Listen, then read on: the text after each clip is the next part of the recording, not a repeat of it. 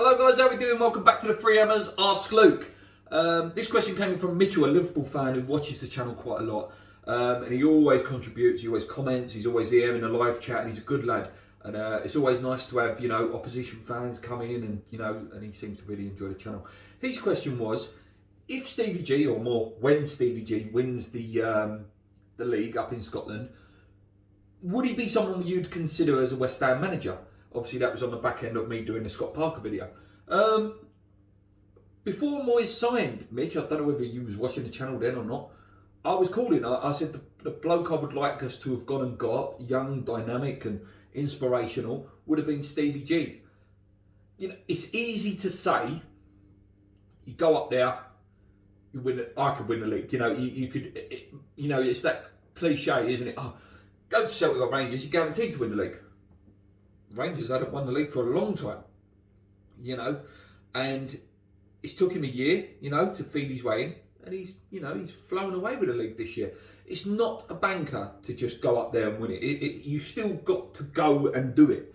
I like Stevie G. He's a very serious guy, though. You can tell that in interviews and stuff. You can tell there's no messing around with him. He demands the best, and so he should from his playing career. We don't need to go too much into detail about it. We all know how good a footballer he was, how good a captain he was, and he's got the trophies to prove it. I can't say I've seen much of Rangers the way they play. I can't say I watch a lot of Scottish football. That's the only thing. I can't say, oh, he's an attacking manager, he's a defensive manager. I can't say that because I've not watched them enough. But if I'm a West Ham player, young, senior, whatever, and Stevie Gerrard's there in training, an absolute Premier League icon, then I'm lifting my game for him. I think Stevie's the sort of guy I would trust as a manager.